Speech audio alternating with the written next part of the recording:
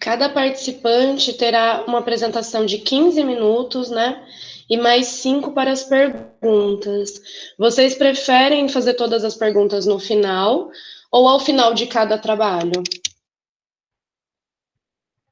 Acho que no final de todos os trabalhos, né? Porque a gente tem esse problema de conexão, de repente alguém pode perder sua apresentação, né? Acho mais interessante no final também. Acho que fica mais legal dialogado assim.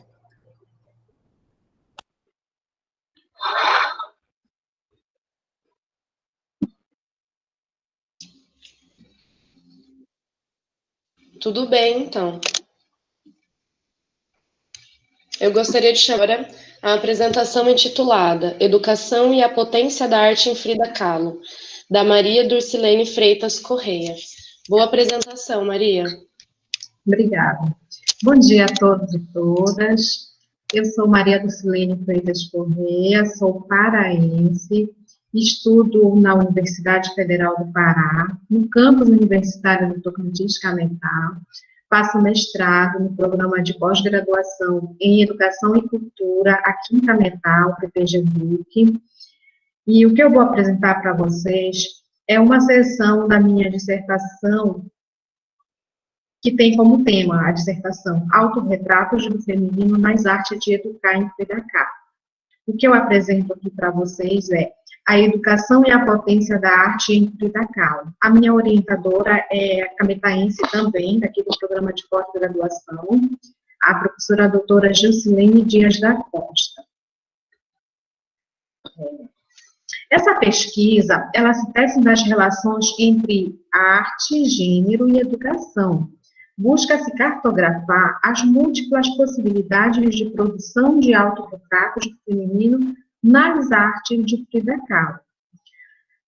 As principais provocações que nos instigam nesse trabalho são: como expressar as potências do feminino na educação ao encontro com as artes de Frida Kahlo?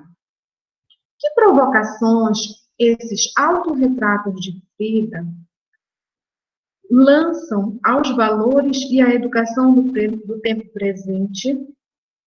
Que educação podemos experimentar pela potência do feminino? Como objetivos da pesquisa, temos pensar a condição da mulher e as reverberações do feminino nas artes de viver e modos de educar a partir de Frida Kahlo. Problematizar questões que estão interligadas à natureza crítica de padrões enrijecidos pelo patriarcalismo e experimentar as potências subversivas das artes de viver e educar em Frida Kahlo. Tudo isso porque, diante do nosso estudo, nós podemos inferir que as pinturas de Frida vão muito além de uma simples imagem em sentido intimista. Nós sabemos que Frida, a maioria de suas pinturas tratam-se de autorretratos. Então, como essas imagens, essas simples imagens que parecem, como elas refletem esse sentido não intimista para nós que estamos pesquisando as artes na educação. Como sabemos, quem não sabe, né, vai saber, desde muito jovem, ainda em sua adolescência, Frida sempre esteve buscando intelectualizar-se. Ela fazia parte de grupos que discutiam política desde muito cedo, desde a sua adolescência mesmo. Não de cunho de interesses próprios, mas pensavam, esses meninos, esses adolescentes, pensavam formas de fazer com que a sociedade não aceitasse as imposições e as coisas já instituídas. Eram contrários às formas de poder que tentavam incutir no México, o modelo de sociedade repassada na escola como aparato ideológico, controlador, dentre outros motivos. E uma dessas desobediências capturada nesse trabalho é quando Frida diz, muitas vezes, quando ela diz, né, que muitas vezes ficou fora da sala de aula porque ela considerava que seus professores estavam falando bobagens, se utilizavam de autores considerados fracos em suas criticidades horas por divergir de alguns docentes e, por conta disso, frequentemente ela estava se dirigindo à diretoria. Frida experimentou atitudes em muitos momentos não condizentes com seu contexto social e histórico em que se encontrava. Apresentava fatores de oposições e resistências a um poder dominante, algo inadmissível na época. Frisamos que Frida nasceu, em 1907, principalmente advindo de uma mulher nesse período. Frida foi uma mulher revolucionária. Pintou um de seus últimos quadros intitulado O Marxismo trará saúde aos enfermos, que é essa tela que eu apresento aqui para vocês. Essa tela foi uma das últimas que Frida pintou em 1954, bem antes de falecer. Ela se considerava filha da Revolução, porque como ela nasceu em 1907 e a Revolução em 1910, ela se considerava filha da Revolução, nasceu junto com a Revolução. Esteve sempre engajada em movimentos a favor de grupos minoritários, de melhorias para o seu país. Pensava na coletividade, era uma apaixonada pela vida, achava a vida bela. E que as futuras gerações pudessem ter a oportunidade de livrar-se das opressões e desmandos que podiam mandar em seu país e nas pessoas. Em seu diário, a Frida Kahlo tem um diário chamado Autorretrato Íntimo, ela rememora muitos momentos de batalhas e lutas no México. Nessa tela, em O Marxismo trará saúde aos enfermos, Frida parece que condensa todas as suas dores pessoais, assim como o sofrimento do seu próprio país. É uma pintura onde, subjetivamente, nós entendemos que reverberam gritos por liberdade, uma imagem carregada de criticidade, onde, de um lado, nós vemos o capitalismo com muito derramamento de sangue devido a esse massacre capitalista. Logo embaixo aí nós vemos a projeção da bomba atômica, a figura do suposto dono do capital, ambicioso, um abutre que a tudo corrói em sede desmedida de poder. Embora tenha seu pescoço esmagado e detido pela mão de Marx em seu asseio comunista, Frida nessa tela nos faz pensar em um espaço por onde possivelmente possa escorrer um fluxo de vida, um escape, um rio que nos transmite uma calmaria, uma libertação. Parece que ela nos mostra linhas de fuga, rotas que molecularmente apontam saídas coletivas, onde as pessoas possam produzir modelos de vida, jogar suas moedas, nós vemos aí bem à frente as moedas, caminhar com suas próprias pernas, ler o mundo por outras lentes, para libertar-se das amarras estabelecidas pelo capital e seus cenários de expropriação. Essa arte de Frida nos provoca também vazamentos para que possamos abrir espaços de discussões por onde nós podemos pensar a condição das minorias. Através da arte, temos a possibilidade de escapar de governos inescrupulosos, doentios, fascistas, que a todo momento nos querem ver enfraquecidos, tristes, e muitas vezes o poder está tão bem articulado que as formas de aplicação do Estado passam até despercebidas por nós. Então, isso precisa ser discutido. Discussões, debates como essas precisam adentrar principalmente os espaços escolares. Frida Kahlo, em uma das passagens da narrativa em seu diário, ela diz, no seu diário não, no Segredo de Frida Kahlo, de Francisco Andenbeck, ela diz assim, todos os dias, a parte feia dos Estados Unidos rouba um pedaço. É uma lástima, mas as pessoas têm que comer. E é inevitável que os peixes grandes devorem as pessoas, devorem os pequenos. Isso nos leva a pensar que ninguém quer ser peixe pequeno. E ficar à mercê de condições sociais inferiores aos outros. né? E a gente vê hoje que tem tanta gente se colocando como peixe grande e nem sequer desconfia que é um ser humano que está sendo corrompido, que está sendo seduzido, que está sendo levado a esse tipo de poder. Então, nós acreditamos que esse pensamento é um pensamento desafiador para nós brasileiros que vivemos esse momento tão triste na nossa história, principalmente a política. E também porque nós vivemos num momento em que se afloram as discussões sobre o que deve e o que não se deve discutir com os alunos. Questões de gênero e políticas que devem ser evitadas, né?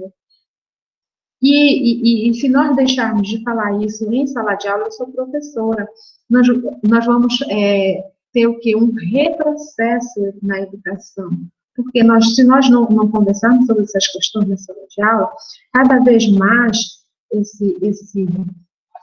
essas questões misóginas, essa homofobia, esse racismo, eles vão continuar proliferando na nossa sociedade. E isso nós sabemos, né, que é muito prejudicial para toda a sociedade, e principalmente para quem sofre esses tipos de mazelas. Então, colocar em pauta essa tela da Frida,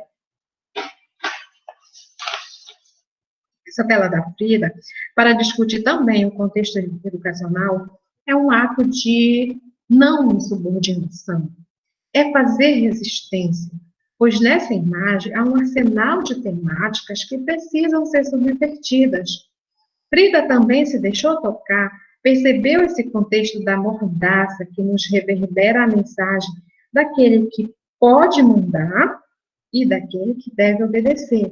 E isso merece e carece ser problematizado. Nós entendemos também que incentivar o ato de pensar também se configura como um ato de resistência.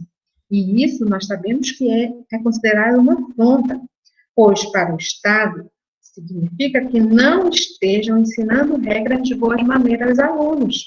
As instituições de ensino que pensam criticamente, lutam pelas micropolíticas das diferenças de pesquisas contra as supressões de direitos, sofrem hoje severos ataques, seja no sentido de corte de verbas, falta de incentivo à pesquisa, perseguições ideológicas, dentre outros. Então, trazer as tensões políticas do que encontramos na arte de Frida, essa lutar para pensarmos uma educação plural, com quebras de padrões já instituídos socialmente, com a adequação de um currículo escolar que consiga atingir, tocar a geração de seu tempo, que os alunos possam construir suas visões de mundo, que consigam perceber os implícitos que estão hoje mais do que explícitos, estão evidentes em nossa história. Então, pela arte de Frida Kahlo, nós podemos potencializar a educação, sim. Obrigada. Essas são as referências, tá? Que eu utilizo na pesquisa. Obrigada, bom dia. Muito obrigada, Maria. Parabéns pela apresentação. Obrigada.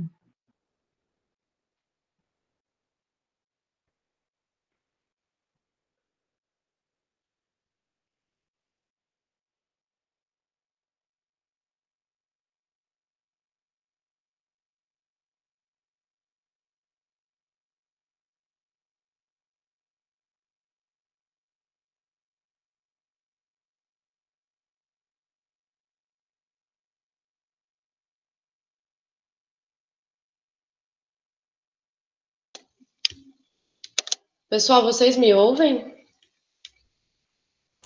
Sim. Sim. Eu gostaria de chamar agora a apresentação intitulada Sensação na Contemporaneidade, a espetacularização do ser humano, da Bárbara Ferrari Lully. Bárbara, boa apresentação. Obrigada. Bom dia, gente. O nome da minha comunicação é Sensação da Contemporaneidade, a espetacularização do ser humano. Eu pretendo abordar uma obra do autor Christoph Türk, que é um alemão ainda vivo, da Escola de Frankfurt. A obra dele se chama Sociedade Excitada, Filosofia da Sensação. Esse trabalho, eu sou mestranda da pós-graduação em Filosofia da Unesp, e esse trabalho não faz parte do meu trabalho desenvolvido no mestrado, ele faz parte de uma pesquisa paralela que eu faço com a minha pesquisa do mestrado, e eu fiz essa apresentação pensando o tema do evento, né, Fake News, Emoções e Ações em Tempos de Pandemia, justamente para pensar, para jogar esse assunto e propor um debate, uma discussão a respeito. Bom, na obra Sociedade Excitada, Filosofia da Sensação, o autor Christoph Türk inicia sua reflexão acerca do tema da sensação, dizendo que originalmente sensação significou nada mais que percepção, a percepção de um objeto ou acontecimento que mobilizava em nós sensações, emoções e afeto. Contudo, nos dias atuais, houve um deslocamento desse significado.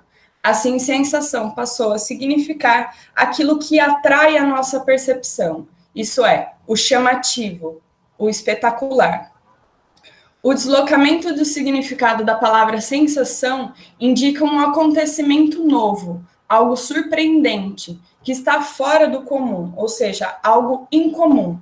Na contemporaneidade, a nossa sensação é acometida e disputada cada vez mais por objetos ou acontecimentos que atraiam mais intensamente a nossa percepção, resultando numa lógica básica. Quanto mais espetacular ou chamativo, mais percebido será. Segundo o autor, Christoph Türk, a espetacularização da sensação é decorrência do processo tecnocientífico, que minou tudo que era natural e passou a determinar as nossas formas de pensamento e percepção. Para isso, por conta disso, o autor diz que nós vivemos no conceito que ele empresta de Gilles Debord, que é da sociedade do espetáculo. Essa noção nasce, como eu falei, esse conceito nasce da obra Sociedade do Espetáculo, né, do autor Gilles Debord, em que ele afirma, aqui eu vou fazer uma citação, ele afirma, cito, o espetáculo não é um conjunto de imagens, mas uma relação social entre pessoas mediada por imagens. Ele diz, o conceito de espetáculo unifica e explica uma grande diversidade de fenômenos aparentes. Suas diversidades e contrastes são as aparências dessa aparência organizada socialmente, que deve ser reconhecida em sua verdade original. Considerando, de acordo com seus próprios termos, o espetáculo é a afirmação da aparência e a afirmação de toda a vida humana, isso é, social, como simples aparência. Mas a crítica que atinge a verdade do espetáculo descobre como a negação visível da vida. É uma negação da vida que se tornou visível, né? Então, a verdade, ela passa a ter um sentido invertido, ela passa a ser um momento do falso, segundo Gilles Debord. O Christoph Türk, ele toma essa noção emprestada do Gilles Debord e elabora o que ele chama de sociedade excitada, né? O espetáculo, portanto, é um conjunto de imagens que forma a nossa percepção, que media a vida humana, né? Para Türk, esse estado teve sua aurora, o seu surgimento no século XVIII e se intensificou ainda mais no século XIX. No século XVIII, nós poderíamos tomar como referência o livro O Caso Wagner, né, que é a crítica de Nietzsche a Wagner aos dramas wagnerianos, né, que são, segundo Nietzsche, demasiado intensos intenso, que buscam perder, que nos fazem perder nessa torrente de excitação, de estímulos, fazem com que a gente perca a nossa atenção, nos mantendo num estado constante de atividade, de atenção e de estímulos, né, de excitação. No século XIX, a Revolução Industrial, né, que, segundo Türk, intensificou essa tecnificação da visão humana, da vida humana, né? Para ele, a tecnificação do trabalho e, consequentemente, o modo de vida foram alterados a partir do momento que a gente deixou de ter uma relação completa no todo daquilo que a gente produz. Em Benjamin, na obra A Obra de Arte na Era de Sua Reprodutibilidade Técnica, o autor afirma que as belas artes passam a ser produzidas e reproduzidas tecnicamente. Com isso, a arte perde também a sua referência no tempo histórico e no espaço de onde ela surgiu. O tempo e o espaço da obra de arte conferiam a ela a sua autenticidade. A partir do momento que ela passa a ser reproduzida de maneira técnica, assim como qualquer outro bem de consumo, ela perde, então, essa autenticidade e passa a se misturar, passa a ser consumida, né? Como qualquer outro bem que a gente consome, né? Que a gente compra.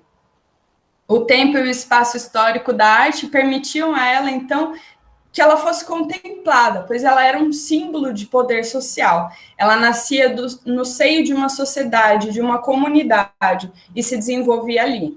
Isso conferia a ela um significado social. Na reprodução técnica da arte, como afirma Benjamin, ela se torna presente em todos os lugares. Ela não é mais referência de uma sociedade, de uma comunidade. Isso afeta, segundo o autor, a nossa forma de ver o mundo. Ela não tem mais esse significado social. Ela é como qualquer outro produto. Antes da tecnificação do trabalho, o trabalhador, como eu disse, tinha consciência do que ele produzia. Né? Um artesão, ele conhecia o processo de produção desde o início da sua produção. Né? Ele tinha relação com a matéria-prima, ele desenvolvia técnica para poder executar o seu trabalho em cima daquela matéria-prima, né? Com a tecnificação, ele passa a fazer parte de um processo de produção. Com isso, o ser humano acaba virando uma extensão da própria máquina e é ele próprio, nós mesmos somos fragmentados. Com isso, a forma como a gente vê o mundo também é um produto da experiência, né, dessa experiência técnica, né? Então, nós passamos a ver o mundo fragmentado e nós mesmos nos fragmentamos, né?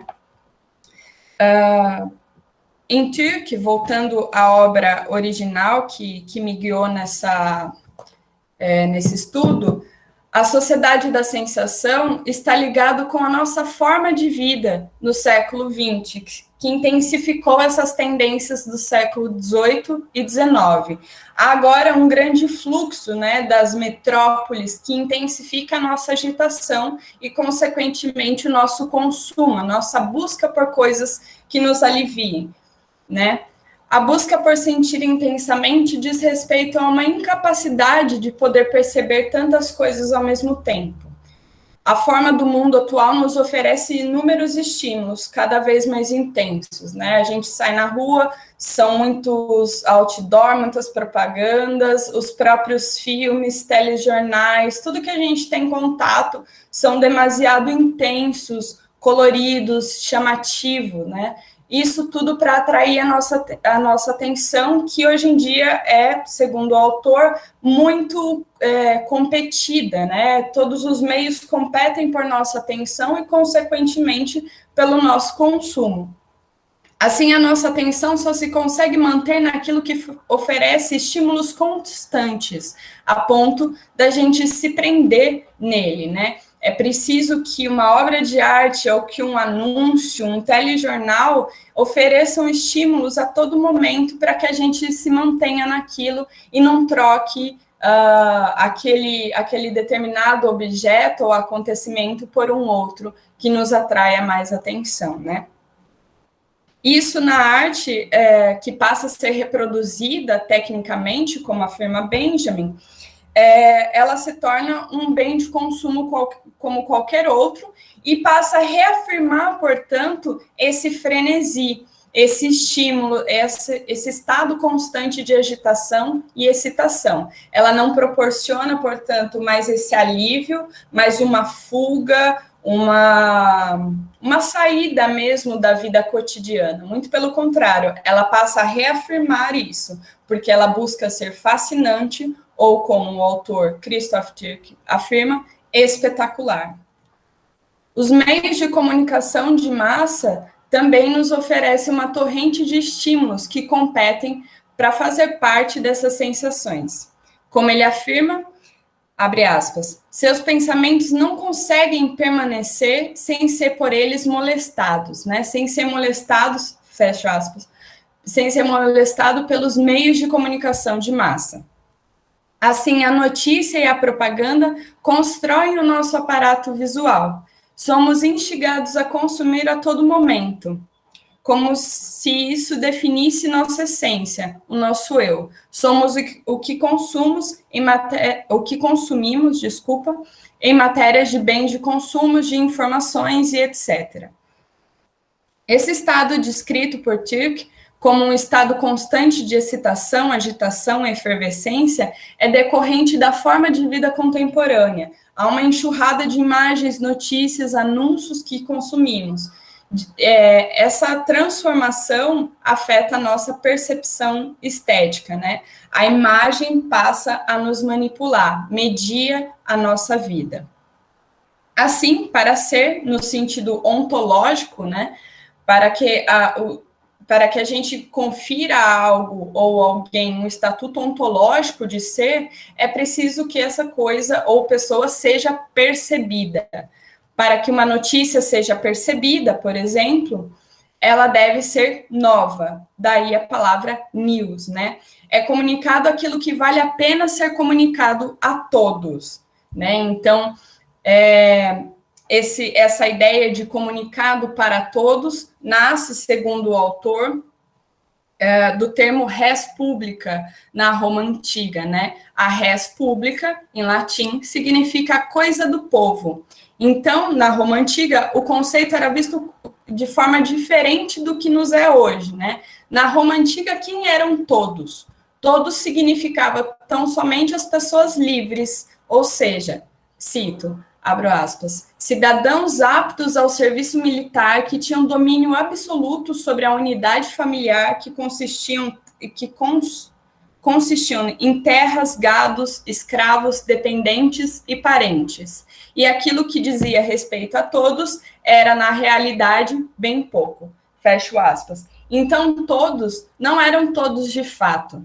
Então, ele mostra que desde o primórdio das notícias, do que era digno de ser comentado, divulgado, já há aí intrínseco uma ideia de hegemonia, né? O que é hegemônico, o que diz respeito a todos são, na maior parte, aqui no caso da Roma Antiga, homens brancos que tinham poder de terra, que tinham poder econômico e que tinham influência também política, né? Portanto, desde o primórdio da notícia, um fator determinante e hegemônico. E aí, né, cabe a pergunta, quem são esses confeccionadores da notícia? O que é mais digno ou menos digno de ser noticiado? No século XX, né, com os avanços dos jornais impressos, e no século XXI, com os jornais midiáticos, né, a notícia deve sempre se sobressair. Ela deve ser sempre nova e dizer respeito a todos. O que aconteceu ontem não se encaixa mais no conceito de notícia, de news, e deve ser também compreensível. Outro caráter que a notícia deve ter é ser compreensível ao público de massa. Faço uma citação aqui do livro Sociedade e Estado, do Christoph Türk, que ele diz: o novo tem de ser também compreensível. uma descoberta da biologia molecular ou celular pode ser a mais surpreendente possível. Ao público de massa, falta o conhecimento para avaliar seu valor de novidade.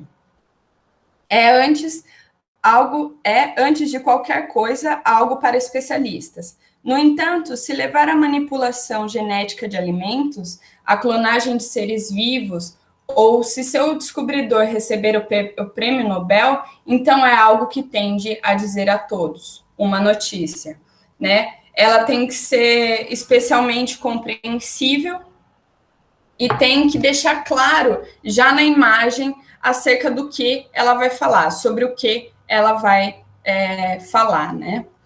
Daí ele dá o exemplo aqui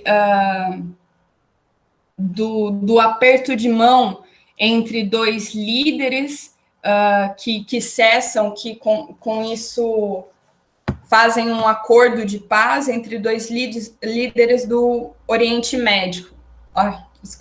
Oriente Médio. Em uma só imagem, né, o aperto de mão já mostra já diz tudo, né? Já diz tudo que a notícia vai condensar ali.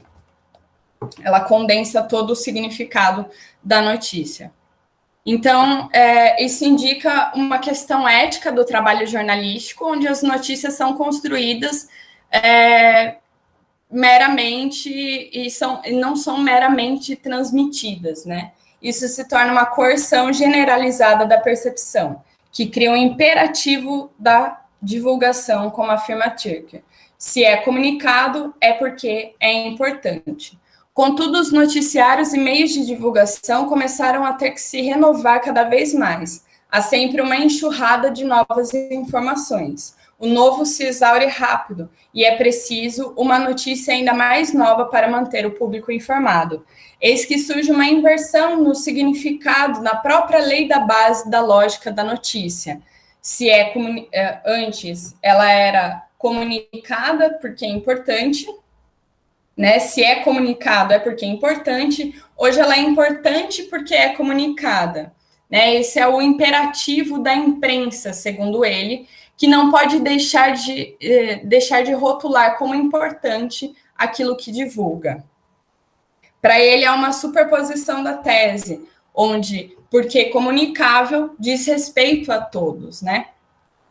Essa pressão da profissão jornalística é transferida ao público e se transforma em uma pressão existencial do aparato sensorial, segundo o autor. É preciso estar sempre informado. No século XXI, é preciso estar sempre conectado, ligado, atento a tudo o que se passa, né? Então, há, segundo ele, uma intensificação disso no século XXI. A notícia se legitima com a quantidade de visualizações que ela ganha, né? Os views. O mesmo ocorre nas redes sociais. Para ser visto, algo deve ser suficientemente atrativo, pois estamos diante de uma enxurrada cada vez maior de informações e imagens que roubam a nossa atenção e procuram nos estimular. Quanto mais intenso algo mais atenção ele atrai. Com isso, ele será consumido mais facilmente por um público maior. Dessa forma, né, mais uma vez, ser passa a ser sinônimo de ser visto. Aquilo só é dado a ele um caráter, só confere a ele um estatuto ontológico quando ele é visto. Ele é legitimado a partir da sua divulgação, né? O mesmo ocorre nas redes sociais, que são grandes empresas publicitárias que vendem seus anúncios e, consequentemente, nós participamos disso, né? Nós nos colocamos lá da mesma forma que os anúncios são colocados. Nesse livro, A Sociedade Citada, o Christoph Türk faz uma brincadeira com um jornal, que era um jornal popular da Alemanha na década de 70, que é o Bild. Ele fala que o Bild foi o primeiro a falar com o cadáver, né? Isso quer dizer, né? O jornal estava sempre ali, aconteceu algum desastre, alguma coisa, o jornal estava presente, né? Era o primeiro a falar com o cadáver, né? Agora, ele diz que há ainda um exagero ainda maior disso, né? Dessa tendência de estar da mídia sempre presente, né? Agora, os jornais não falam mais com o cadáver. O jornal mostra momentos antes, mostra o momento da morte, né? Isso a gente pôde ver com, por exemplo, o caso da Eloá em 2008 no Brasil, que foi ultra noticiado pelas mídias, e isso tem um documentário que diz que isso interferiu, inclusive, na morte dela, né? Que ela era refém. Agora eu não lembro detalhes assim do caso, mas ela foi feita de refém e acabou sendo assassinada, né? Então, isso foi ultra noticiado por todos os jornais. A Sônia Abrão acompanhou o caso em tempo integral, assim, né, naquele momento mesmo. Então, a gente acaba com isso naturalizando a morte e a violência, né? A nossa mídia, essa mídia acaba naturalizando esse estado e nos colocando sempre num estado de alerta, de atenção, de excitação, fervescência a todo instante, né? Somos, então, constantemente expostos a essa violência, e quanto mais perto isso for noticiado, mais será a excitação, né? Então, para Turk, sensação se transforma em causar sensação. O excitante, o efervescente, que gera agitação, comoção, estímulos sensíveis criados a partir de um aparato técnico especializado em atrair a nossa atenção. Um filme muito interessante que foi lançado recentemente na Netflix, que chama Dilema das Redes, também aborda isso, né? A forma como a gente está exposto a esses estímulos visuais nas redes sociais, principalmente, mas também nos telejornais, né? As fake news também, que foi um fenômeno mais recente que a gente viu, que são notícias que determinam a nossa forma de pensamento e que atendem interesses econômicos, políticos, em gerais hegemônicos, né? Então, a gente pode perceber que, como Christoph Türk afirma, desde da concepção de res pública, existe aí um interesse hegemônico por trás das notícias. Do mesmo modo, a vida virtual ganha o estatuto de real, de tal forma que esta última, né, a vida real, só acontece quando exposta nas redes sociais, onde se torna produto. Assim, a busca por sensação procura o que se difira da imperfeição e do tédio cotidiano, nos fazendo adotar como real o espetacular. Com isso, o ser humano é levado a se consumir do mesmo modo que consome os produtos que lhes são vendidos, né? Estamos constantemente diante dessa enxurrada de estímulos e nós, consequentemente, nos colocamos nisso tudo. Bom, era isso. Muito obrigada.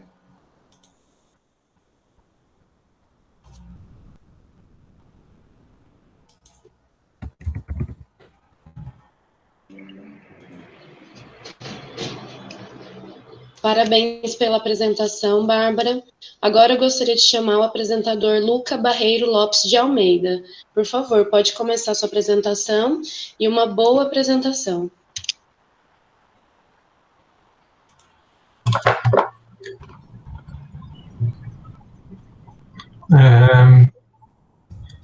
Bom dia para todo mundo. Vocês conseguem me ver? Está funcionando o áudio certinho?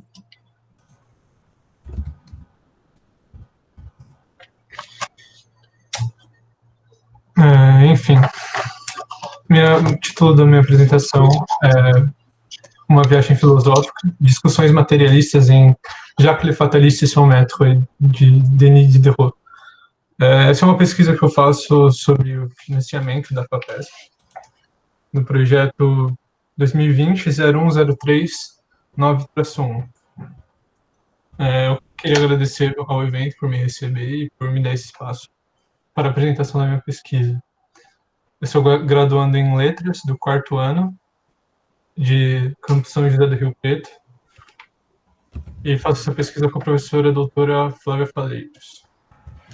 Na minha pesquisa eu vou fazer um percurso até o objetivo. E esse percurso passará por Diderot, o autor, explicar um pouco da história dele, sobre a história de Jacques, sobre o que é um romance de viagem, definir o gênero, explicar um pouco do contexto do iluminismo e o que o romance de viagem significa no iluminismo. E, por fim, eu vou falar um pouco sobre a filosofia materialista que é retomada pelo próprio romance. Diderot foi um escritor francês que nasceu em Langres em 1713 e morreu em Paris em 1784. Ele foi conhecido por ser filósofo e enciclopedista, principalmente. E quando a gente ouve falar de Diderot, as primeiras classificações que vêm à nossa mente são de filósofo enciclopedista. Mas a gente não pode deixar de lado o valor e as produções romanescas de Diderot. Ele foi um autor importante de obras que compõem o cânone da literatura universal e que marcaram o período. Ele foi autor de obras muito importantes e bem experimentais para a época, antes mesmo até do que da concepção moderna do que é um romance. Nessa época, a literatura ainda não era denominada literatura, os estudos se referiam a ela geralmente como poesia ou belas letras. E Diderot, ele nasceu em 1713 e ele foi formado por uma família de clérigos, recebeu a educação jesuíta, para que no futuro ele substituísse um tio no cargo de cônego da cidade de Langres, uma cidade pequena da França. Mas, com o tempo, ele fugiu para noviciar na Companhia de Jesus, onde ele poderia dar continuidade aos seus estudos, porque ele tinha um gênio muito forte e muito revolucionário, e era influenciado por essa motivação do saber, de procurar sempre o saber. E nessa fuga, infelizmente, o pai dele descobriu e interrompeu a fuga. Só que, ao descobrir a motivação do jovem Diderot, ele apoiou seus estudos e matriculou ele nos estudos da capital. Então, ele foi no centro do conhecimento iluminista da época, pelo menos na França, para estudar. E aos 19 anos, Diderot se torna maître des arts pela Universidade de Paris. Em 1744, Diderot trabalha com a tradução da Enciclopédia de Champ, que, na verdade, era uma obra, um compêndio em inglês que estava vindo para a França e, como ele era conhecido pelas suas traduções, ele ficou responsável. E essa obra é muito importante na história de Diderot porque ela abriu as suas portas para para o seu próprio compêndio, que é a Enciclopédia, que marcou o iluminismo e principalmente o iluminismo francês, que pode ser considerada um marco intelectual que vai culminar na Revolução Francesa. Diderot ele pode não ser um autor citado tanto quanto Voltaire e Rousseau, só que seu valor para o contexto intelectual e para o pensamento e para a crítica é inevitável.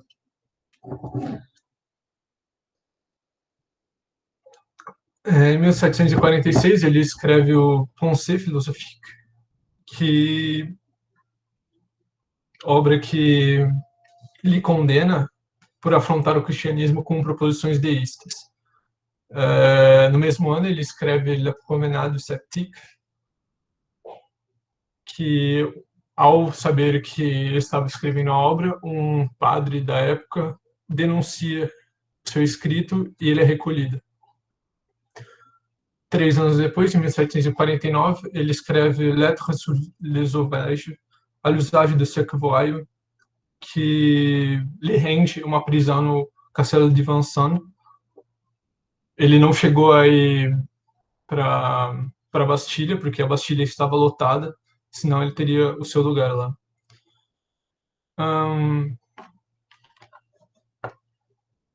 Agora, passando para o romance, a segunda etapa dessa apresentação.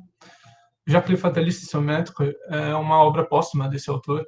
Ele escreveu ao longo de toda a sua vida trechos e partes, e por isso que ela parece meio que composta, às vezes, por diferentes estilos, não há um padrão narrativo dentro da obra, justamente por ela ser feita ao longo de vários anos, talvez décadas. Essa obra é póstuma, ela foi achada na biblioteca de uma princesa russa, a qual ele serviu como bibliotecário ao longo de longos anos e cuidou da biblioteca e dos seus livros, obviamente. E a crítica recebeu esse livro como uma obra muito mal feita e mal construída e mal organizada, justamente pela sua arquitetura, digamos assim, bem complexa e rapsódica. Entretanto, se a gente pega o livro e entende as suas proposições filosóficas e sua qualidade estética, é inegável atribuir grande qualidade à obra, diferente do que a crítica fazia. Indo então para o que é um romance filosófico, um romance de viagem. O romance de viagem é um gênero inaugurado por Montesquieu nas Cartas Persas. Ele era utilizado para retomar o caráter da sociedade, sondar os problemas e a organização da sociedade. No caso, Montesquieu, ele faz uma alegoria com a sociedade do Oriente Médio.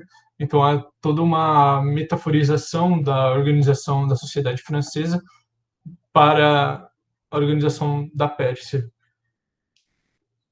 Isso estava muito na moda, porque foi bem na época em que começaram a ocorrer as traduções da Mil e Uma Noite e das Mil e Uma Noites, que despertou muito interesse sobre esse novo mundo desse Oriente Médio, dessa cultura diferente europeia. Então, esse gênero se tornou muito comum na época iluminista. E é justamente isso que faz Diderot.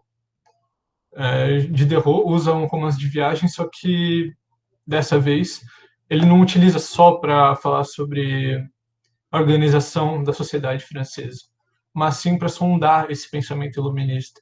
Ele retoma muito das questões presentes no iluminismo, que é uma época de fervor intelectual, em que todo dia havia uma nova descoberta, em que todos os filósofos se dedicavam constantemente e de modo ferrenho ao pensamento. Só que a gente pode ver isso em dois pontos diferentes. Como eu já dividi, a Montesquieu se dedicava à sociedade e Diderot à filosofia. Então, o romance Jacques Le Fataliste trata sobre a viagem do servo e de um amo que viajam a um lugar indeterminado, que vieram de um lugar indeterminado também. Então, o destino dessa viagem nunca é especificado, nunca é o espaço da narrativa, nunca é descrito. E isso pode ser alguma coisa problemática, se tratando de um romance de viagem que não descreve o seu espaço. Entretanto, isso convém completamente para discussões fatalistas e deterministas sobre a transcendência, sobre as causas finais dentro do romance. Então, como os próprios personagens estão perdidos nesse labirinto da existência, de não saber para onde vão e nem de onde vieram, o leitor, ao se deparar com a história, tem essa sensação, tem essa percepção do destino. O Jacques é um personagem filosófico em que ele fala todo momento. Meu destino está escrito lá em cima, tudo que acontece comigo já foi delimitado. Então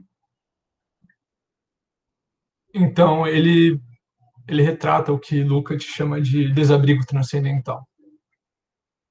Agora, passando um pouco para o iluminismo é esse momento de recapitulação, que Todorov e Cassirer concordam nesse ponto, e de síntese da filosofia. Para eles, o iluminismo não foi um momento de alguma reviravolta filosófica, de uma revolução filosófica, mas sim de retomada filosófica das perspectivas dos séculos anteriores, com novos métodos e ferramentas. Então, o século XVIII serviu muito dos filósofos modernos, como Descartes, Leibniz, Spinoza, e no caso do romance fica muito perceptível a presença de Spinoza no seu materialismo. A gente pode perceber isso como ele projeta o narrador dentro da narrativa, porque ele se assemelha muito ao Deus causa eficiente de tudo, de Spinoza, que Spinoza descreve o seu Deus, substância única do universo e perfeita, como autoprodutor da causa, autoprodutor da natureza natural e naturante. E o narrador é quase esse Deus. Então, ele se diverge em alguns pontos porque Diderot satiriza. O narrador, que é um narrador intruso e onisciente, se a gente não puder dizer onisciente, onipresente, porque ele pode fazer tudo, inclusive onipotente. Ele se dirige ao leitor, então ele rompe essa barreira entre o romanesco e o leitor para construir essa relação. E ele diz que ele pode fazer tudo narrativa e determinar tudo na narrativa, e a narrativa está relegada ao seu poder. Então, é meio que uma sátira dessa causa eficiente de Deus, que Diderot coloca, inclusive, uma coisa que Spinoza evita, que é colocar Deus como causa final de tudo. Spinoza diz que Deus não é causa final porque a causa final é o principal motivo da superstição da sua sociedade e que dá um tom servil à sua sociedade. E é justamente o que ele rejeita. Entretanto, a gente vê na organização das cenas, do encadeamento, dos personagens, dos diálogos, um conjunto de afecções de personagens que produzem todo o enredo. Então, por exemplo, os personagens que são modos da matéria divina se organizam e se rebatem, e toda essa ficção motiva alguma coisa no romance. Isso está ligado à organização material de Spinoza. E eu acho que essa era a minha fala,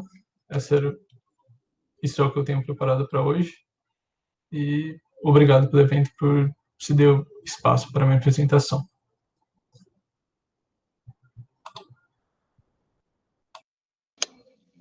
Muito obrigada, Luca. Parabéns pela sua apresentação. Eu gostaria de chamar agora a apresentadora Vitória Garcia Galhardo. Você tem 15 minutos, tá bom? E as perguntas serão ao término de todas as apresentações. Boa apresentação, Vitória. Obrigada. Deixa eu apresentar. Só um minuto.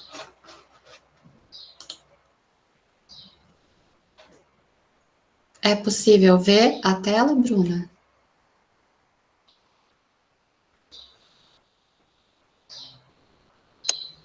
Sim, estou vendo. Ok. Bom dia a todos. Meu nome é Vitória Galhardo. Eu sou mestranda do programa de pós-graduação em comunicação da Unesp de Bauru.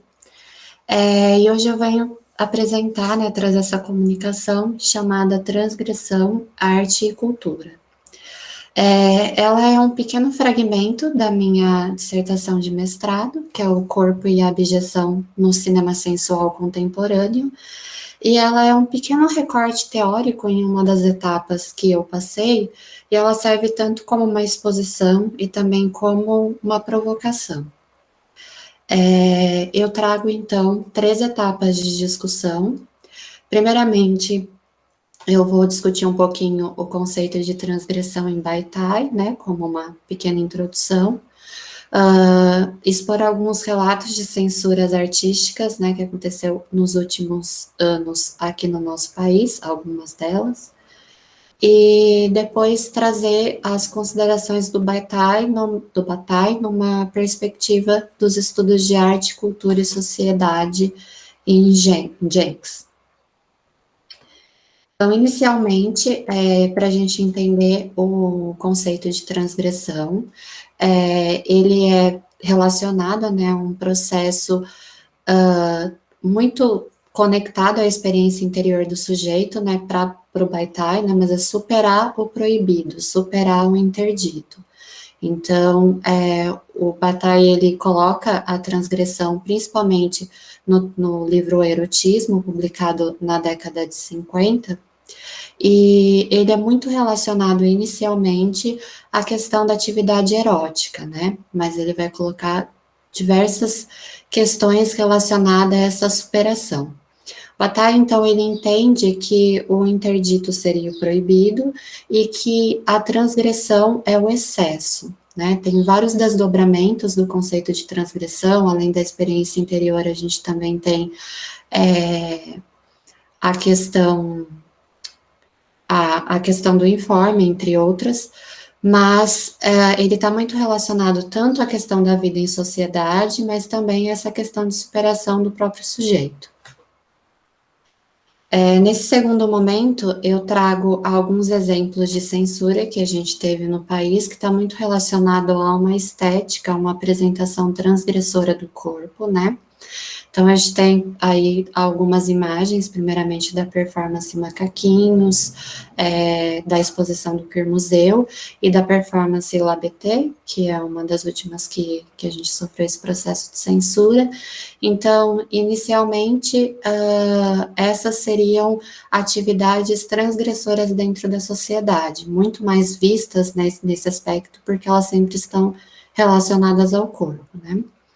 E a performance Macaquinhos, que foi muito comentada, essa questão da performance onde os encenantes, eles trazem essa questão de exploração do ânus e essa questão do corpo, assim como as questões que a gente viu no Queer Museu, que traz essa questão da sexualidade infantil, ou mesmo a apresentação do Labeté, daquela questão que aconteceu da criança interagir com o performer nu durante a ação performática na exposição. Aqui a gente tem mais 3 outros exemplos desses, né, que são considerados transgressores relacionados ao corpo. Então, a gente tem a voz do ralo e a voz de Deus, a gente tem a peça Caranguejo Overdrive e o Evangelho segundo Jesus, Rainha do Céu. Então, a primeira que foi a exposição Banida pelo Crivella, né, que não acabou sendo encenada na rua, que trazia aquela relação da questão do corpo e da violência da ditadura, introduzir baratas na vagina das mulheres, e aí tem toda essa ação performática da artista. E no caso do Evangelho segundo Jesus, a questão de Jesus ser interpretado e ser direcionado à relação de uma mulher travesti transexual. Esses são alguns exemplos, né? A gente teve vários outros processos de censura artística que são tristes, né, para a nossa construção cultural, superação e ideia antinormativa nas questões relacionadas e os discursos relacionados ao corpo. Aí eu passo para um outro momento, que seria a gente pensar os estudos de transgressão dentro do âmbito artístico e cultural. Então, para o Jenkins, a transgressão ela está presente em diversos campos do saber, então ela não é só relacionada à questão do crime, que seria muito próximo do interdito para Bataille, e também, além da experiência interior, né, de superação do sujeito, seria essa questão também relacionada à cultura, à sexualidade e até mesmo à arte e à loucura. A gente tem vários exemplos disso em toda a história, né? São transformações desde dos nossos primórdios, das transformações primitivas, que tem esse processo de normatização dentro da nossa cultura, mas ele pode ser visto como vários outros processos e movimentos, como a literatura maldita, dentro do cinema, a novela vague, entre vários outros movimentos e também processos de transformação em representar uma pluralidade em questão ao corpo, em questão à moral. Então, ele coloca essa discussão muito mais centrada dentro da arte e a cultura, então ela é difundida, né, além desse processo de superação do sujeito, ela se encontra difundida dentro de um consciente coletivo, porque ela também corresponde à cultura. Então, a gente precisa tentar entender o processo de transgressão dentro de todas as camadas da sociedade, dentro de uma perspectiva em pensar tirar essa normatização que a gente tem em relação ao corpo e todas as apresentações dentro da arte. Dentro das considerações dele também, a gente pode entender que a gente tentar não transgredir algumas coisas que às vezes não estão só dentro de um aspecto do proibido, e sim de coisas que são normatizadas, ela vai trazer um engessamento das nossas ações humanas. Então, a gente precisa transcender e quebrar essas regras para a gente poder colocar novas apresentações e novas formas da gente pensar a cultura e a arte, tanto aqui no Brasil quanto no aspecto global. Então, a transgressão para ele, dentro dessa esfera político-social da cultura, seria uma forma da gente comunicar vários discursos e superar essa normatividade. E assim, a gente conseguiria trazer novos valores para a sociedade contemporânea de diversas questões que são normatizadas, como os discursos sexuais, morais, raciais, legais ou estéticos. Dentro dessa perspectiva, ele coloca que a transgressão na sociedade e na cultura, ela é dividida entre a alta moral e a baixa moral. Então, a transgressão, ela está dentro de uma camada da baixa moral. Então, sempre ela vai estar dividida e a gente tem que tentar caminhar dentro de alguma perspectiva, né, onde a gente possa trazer uma inversão de um valor simbólico para isso, para a gente começar a conectar novos discursos e reconsiderar questões na sociedade que são normativas, né, e não coloca um juízo moral sobre o que é proibido, ou que é um crime, né, ou que é um violento. Ele coloca nessas coisas que realmente nós sabemos que é um processo transgressor dentro da sociedade que a gente vive nesse momento, mas ainda assim são coisas que precisam mudar para que a nossa sociedade não funcione em certas caixinhas, que não seja normatizada. Aí eu coloco uma provocação, né, sobre as considerações do Stanley Brase e do White, que ele coloca exatamente essa mesma questão. Então, seria a questão da alta e baixa moral, e a gente precisa pensar num domínio híbrido para trazer essas relações, porque sempre a transgressão, ela vai estar sujeita ela tem que ser um espaço de resistência, e ela sempre vai estar sujeita a bloqueios, a rupturas, mas a gente precisa ressignificar e trazer simbolicamente, trazer novas relações dentro da arte, né, para a gente pensar uma antinormatização dos processos transgressivos, e que isso vai às representações do corpo, tanto no cinema, no teatro e na arte, e que as práticas sociais, né, elas nunca devem ser reprimidas por um ato de censura. Então, às vezes, a transgressão, não numa lógica do proibido, né, do crime, ela pode ser, sim, vista como um ato de censura. Então, a gente precisa ressignificar. E aí eu trago uma consideração minha, que a gente pode perceber que a maior parte dessas artes, desses trabalhos artísticos, elas têm o corpo como um elemento principal. Então, a gente vê como o corpo, ele está sujeito a uma normatização e uma invisibilização. E aí não é só uma invisibilidade. E aí não é só relacionado à questão transgressora do corpo, mas até a questão íntima, a questão explícita do corpo, que é uma coisa natural da nossa cotidianidade, ela é velada. Então, a gente precisa ter uma resistência para representar e apresentar esses corpos, né, dentro de uma perspectiva mais de fenômeno, para a gente começar a inverter esses valores e trazer novas significações para o corpo, fazendo com que a sociedade ela não seja tão normativa e cria esses processos de invisibilizar questões sexuais, questões do corpo, questões da mulher, questões queer. Então, isso é muito importante a gente pensar, estudar e entender, tanto no cinema, no teatro, assim, em todas as artes, como elas impactam as nossas relações sociais. Aqui são as referências dessa comunicação, dessa exposição, e é isso, gente. Obrigada.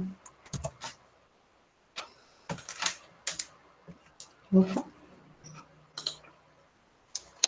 Muito obrigada, Vitória. Parabéns pela sua apresentação.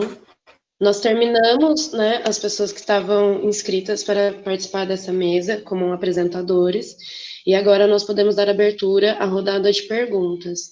Eu peço que quem precisar fazer alguma pergunta, se inscreva no chat, tá bom? Eu gostaria de começar fazendo uma pergunta para a Maria. Você disse, né, sobre a potência educativa na questão de gênero em Frida Kahlo. Você, como professora, eu gostaria de saber qual seria a ferramenta ou como seria essa proposta na prática educativa. Obrigada pela pergunta, Bruna. Nós já fizemos, durante a pesquisa, né, na verdade, eu conheço o trabalho de Frida desde 2012. Então, quando eu adentrei no mestrado em 2018, eu intensifiquei, eu já fazia algumas experimentações com a arte de Frida, mas a partir de 2018, por conta da pesquisa, eu acentuei ainda mais.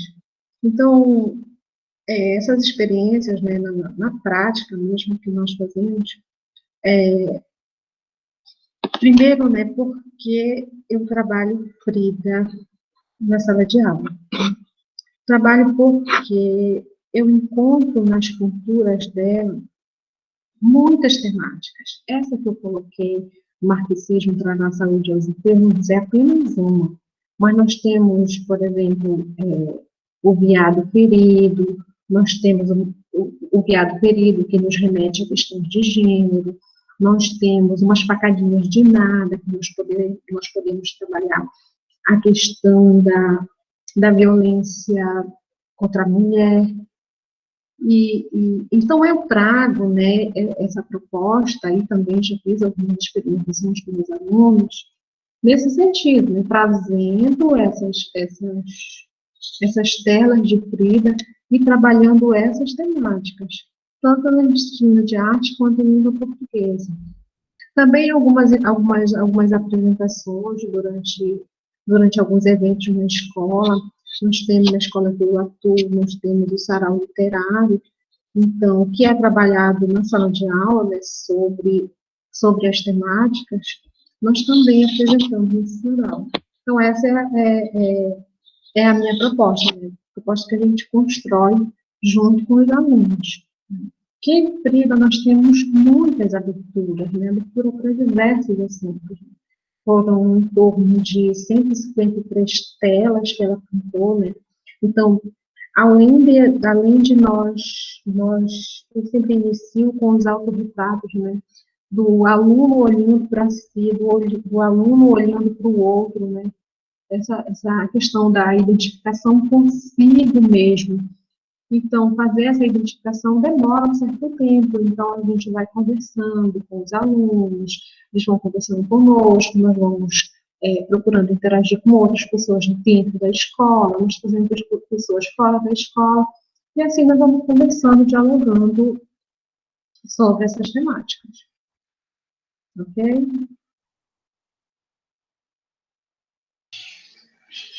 Muito obrigada pela resposta, Maria, e parabéns pela pesquisa. Obrigada.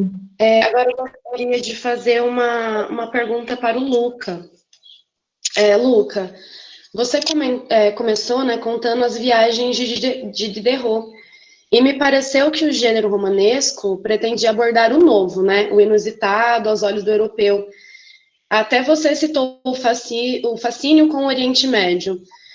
Como isso se concilia com a concepção de iluminismo, que seria a recapitalização dos séculos anteriores, né? Como que o novo e o velho se relaciona no gênero romanesco em Diderot?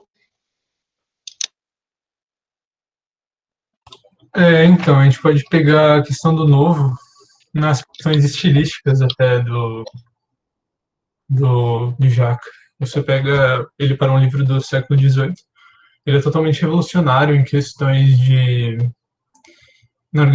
na organização do tempo, do espaço, dos personagens, da crítica dos personagens, que, por exemplo, a gente pode ver em Machado de Assis ou em outros escritores para frente.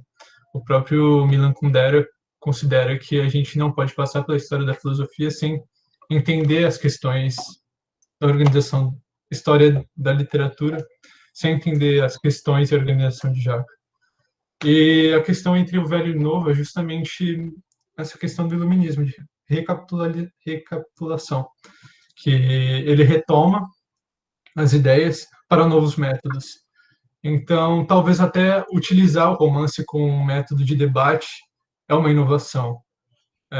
Sair do meio sisudo de tratados, a gente pode até pegar a ética, que é um sistema muito complexo, e trazer isso para o meio ficcional já é algo novo, que foi criado muito pouco antes de Diderot, com o próprio Voltaire, no Candide, com um conto filosófico. Então, a gente pode ver essa recapitalização dentro do romance, como um novo método, como um novo mecanismo. O romance era considerado como uma flor, uma rosa sem espinhos. Então a gente poderia perceber os questionamentos sem todo aquela distância do sistema filosófico. E isso participa muito do ideal iluminista de trazer o conhecimento ao público, de tornar a sociedade mais plural e seu conhecimento mais acessível. Então, acho que é isso que eu vejo dentro do romance. Muito obrigada, Luca. Parabéns pela sua pesquisa. Agora eu gostaria de fazer uma pergunta para a Bárbara, né? Eu gostaria, Bárbara, que você falasse um pouquinho mais sobre a relação entre as notícias, né, ou o que é noticiado, com os valores hegemônicos da sociedade. Bom, para Christoph Türk, as notícias, né, o que ganha valor, as notícias seguem um fluxo, o fluxo do capitalismo, né, de constante produção, constante estímulos, né. Então, ele diz que a arte, que a mídia, mas também os meios midiáticos, o nosso aparato estético, está todo agora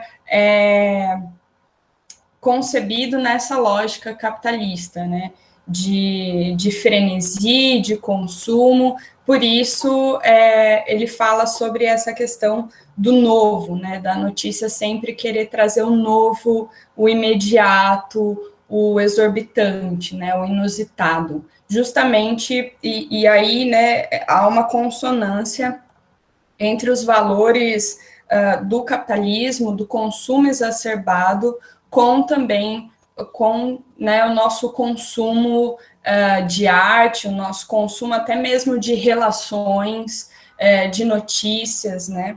Então, Ele fala que a nossa percepção e nós mesmos somos agora guiados por essa nova lógica imposta pelo capitalismo. Eu acho que essa relação da mídia, até mesmo da arte, está bastante direcionada na concepção dele, que segue a esteira da escola de Frankfurt, né, está bastante relacionada ao consumo imposto pelo capitalismo, ao ritmo de produção e de consumo imposto pelo capitalismo.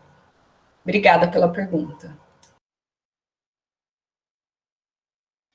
Muito obrigada, Bárbara. Parabéns pela pesquisa e pela apresentação. Agora eu gostaria de fazer uma pergunta para a Vitória. Vitória, você poderia comentar um pouquinho mais sobre a alta e a baixa moral? Certo. A questão, obrigada pela pergunta, primeiramente, Bruna. A questão da alta e da baixa moral, ela é uma questão, desde os padrões primitivos, ela vem sendo constituída em níveis discursivos pela sociedade.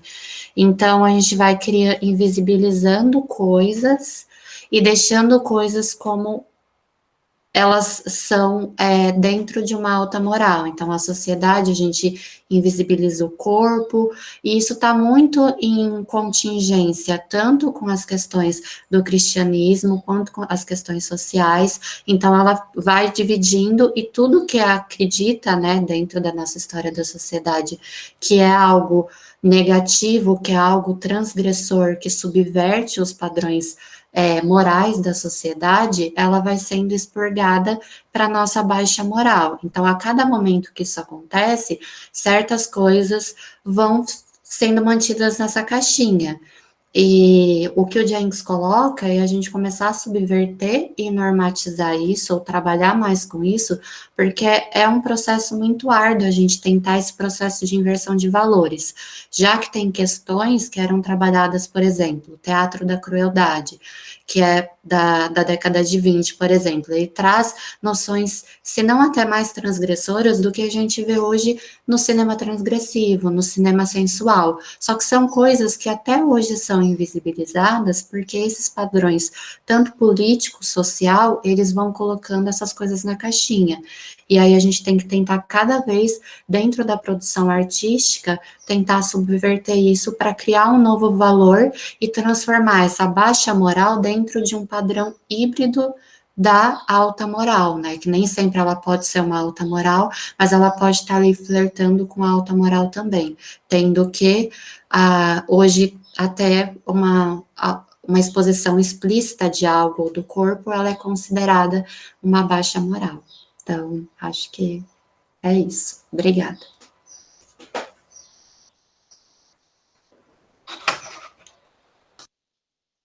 Muito obrigada pela resposta, Vitória. Parabéns pela pesquisa.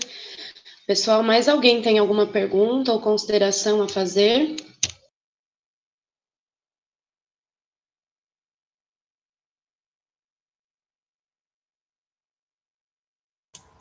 Eu gostaria de fazer uma pergunta para a Vitória. Primeiramente, eu achei muito interessante o seu trabalho e essa abordagem, né, de uma arte que contemple o corpo, que contemple essas novas concepções, né? E eu fiquei eu fiquei me perguntando qual a noção de moral que esse autor que você trata, qual a noção dele de moral, né? E como que ela se relaciona. Eu acho que como ela se relaciona na arte, você deixou bem explicado nessa questão da baixa moral e da alta moral. Mas qual é a concepção dele de moral? Então, ele não coloca muito juízo de valor dentro dessa concepção, porque o estudo dele, né, ele está muito mais focado a essas transformações artísticas. Ele vai trazer um pouco a concepção do Bataille sobre transgressão, né, mais dessa questão de você superar se superar como sujeito, mas superar a sociedade, e aí ele vai trabalhar dentro dessa lógica. Não sei se eu consigo te responder, talvez possa explorar um pouco mais isso em outro momento, mas ele vai focar mais nessas transformações, ele traz mais uma corrente artística, e aí nessa perspectiva, ele considera que a alta moral seria mais ou menos o que eu respondi para a Bruna, que são essas instituições sociais, né, que já são colocadas dentro tanto dentro do cristianismo quanto dentro da nossa sociedade. Então, são questões mais normativas, mais padronizadas, e aí ele vai mais explorar essas questões artísticas do corpo. Eu posso me atentar mais para isso, mas nesse momento que eu me lembre, ele não foca tanto ou eu me perco dentro da concepção dele de alta moral, mas acho que eu consigo te responder nesse momento. Eu agradeço pela pergunta, Bárbara. Imagina, eu que agradeço. Eu achei muito interessante e eu perguntei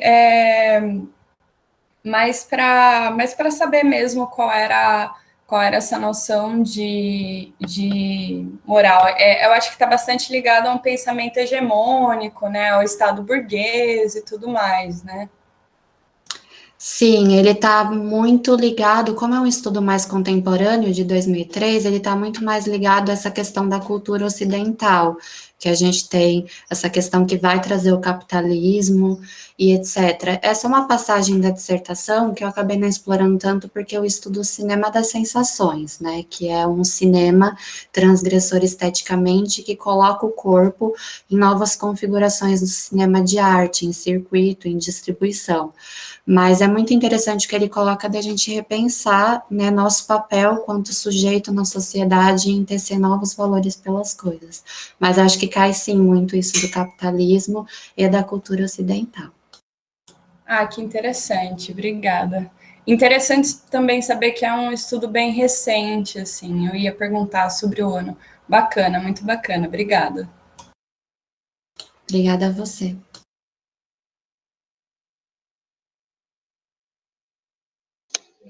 Mais alguém gostaria de fazer pergunta ou consideração?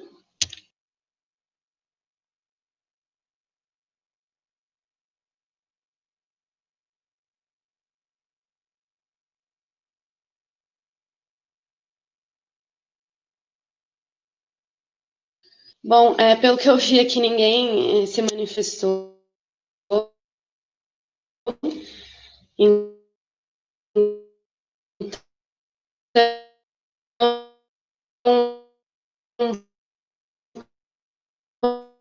podemos encerrar, né, a mesa. Parabéns por todos os trabalhos, foram muito interessantes.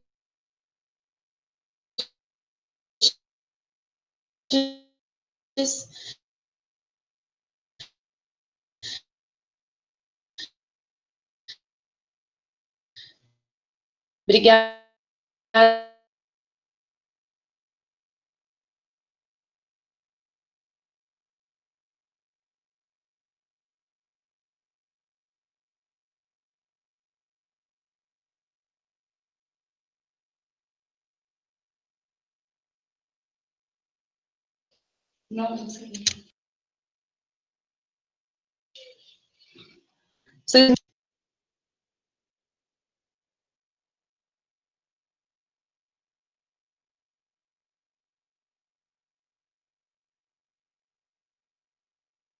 Pessoal, vocês me ouvem?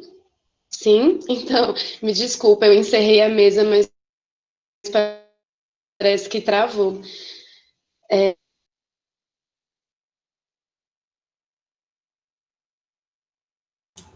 Bom, a Bruna parece que está com alguns problemas na internet, mas me parece que a mesa está encerrada, então. É isso, Bruna? Parabéns para todas e todos. Muito obrigada, gente, pela oportunidade de poder apresentar esse trabalho.